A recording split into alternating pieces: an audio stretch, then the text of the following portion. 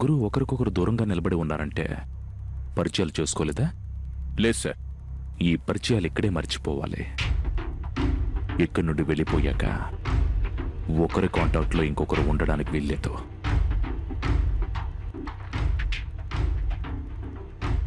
మన మీటింగ్ ఏ కాఫీ డేలోనో రెస్టారెంట్లోనో కాక ఇక్కడెందుకు ఏర్పాటు చేశారు సార్? మీరు ముగ్గురు నాకు గోడల్లా నిలబడే నేను అనుకున్న పని విజయం సాధించడానికి నాకు సహాయం చేస్తారని ఏర్పాటు చేస్తున్నాను. అటువంటి ప్లేస్లలో అయితే గోడలకు కూడా చెవులుండే అవకాశం ఉంది. మన ప్లాన్ ఎవ్వరికీ తెలియకూడదు. అందుకే ఇటువంటి ప్లేస్లో అరేంజ్ చేశాను.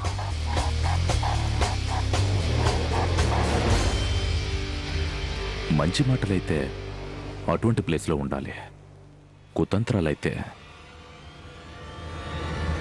ఇటువంటి ప్లేస్లోనే ఉండాలి.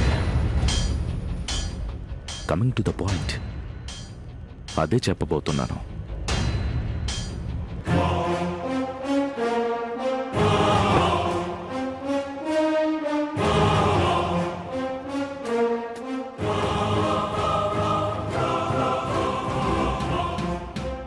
చట్టం, న్యాయం, ధర్మం ముగ్గురు కలిసి మంచి చేస్తే ఈ ప్రపంచానికి మేలు జరుగుతుంది. అదే మీ ముగ్గురు కలిసి చెడు చేస్తే విధ్వంసం జరుగుతుంది.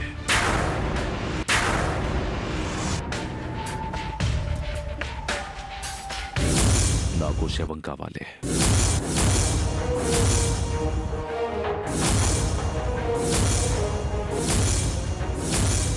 ఏమంటున్నారు సార్?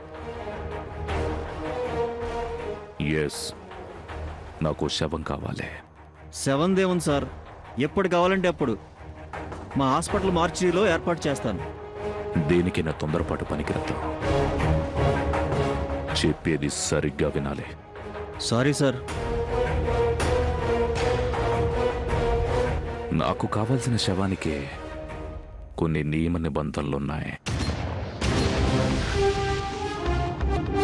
ఆ శవానికి ఎటువంటి ఆస్తి లావాదేవీలు, బంధాలు, బంధుత్వాలు ఉండకూడదు.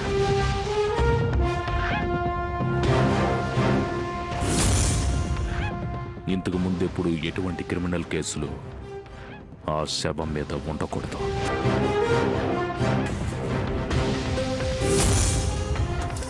ఆ శవం మీద ఎటువంటి గాయాలు, ఘాట్లు కూడా ఉండకూడదు. అన్నింటికంటే ముఖ్యమైన నిబంధన, ఆ శవం చాలా ఫ్రెష్గా ఉండాలి. ఐ మీన్, నేను కోరుకున్న టైంకి శవంగా మారి గంట మాత్రమే గడిచి ఉండాలి. సార్, మీరు కోరుకున్న లక్షణాలున్న శవం దొరకాలంటే ఇంపాసిబుల్ సార్. శరీరం మీద చిన్న గాయం కూడా లేకుండా, ఏ లావాదేవీలు, బంధుత్వాలు లేకుండా శవం దొరకడం అంటే అయ్యే పని కాదు సార్. ఏదో ఒక శవం కావాలనుకుంటే ఏదో ఒక హాస్పిటల్లో లక్ష పడేస్తే శవం దొరుకుతుంది. దానికోసం మీ అందరికీ కోట్లిచ్చి ఇంత పగడ్బందీగా ప్లాన్ చేయడం దేనికి? నాకు ఏమాత్రం సాయం కూడా చేయకపోతే చెప్పాను కదా, మీ ముగ్గురు కోసం నేను ఇంకో ప్లాన్ వెయ్యాల్సి ఉంటుంది. ఆ శవం ఆడ శవమా, మగ శవమా? వయసు ఎంత ఉండాలి? ఆ డీటెయిల్స్ చెప్పండి సార్.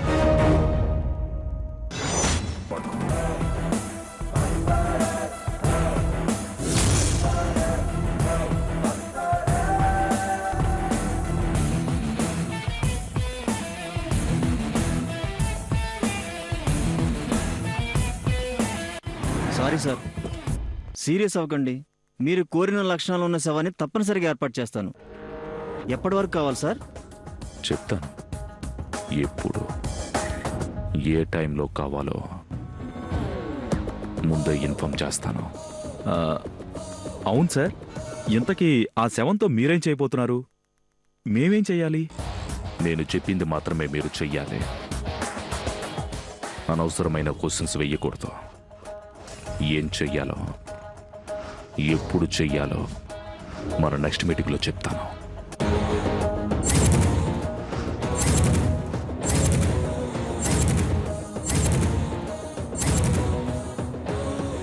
ఈ మొబైల్స్ మీ దగ్గర ఉంచండి. దాంట్లో ఒక మిస్డ్ కాల్ ఉంటుంది.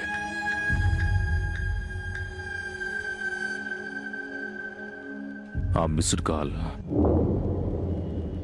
ఈ నెంబర్దే. ఈ నెంబర్ నా దగ్గర ఉంటుంది.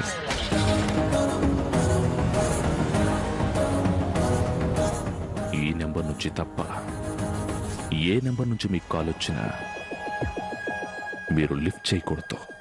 Okay sir. మరో విషయం, మీరు నాకు కాల్ చేయకూడదు.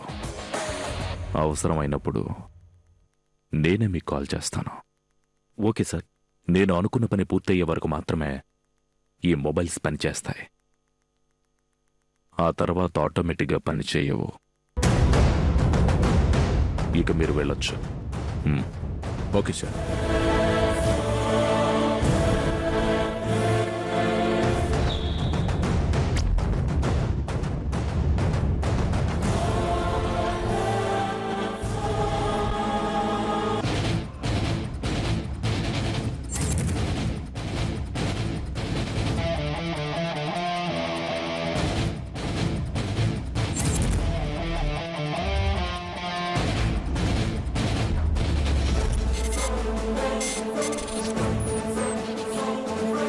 ఎక్కడున్నారు శ్రవంతి గారు?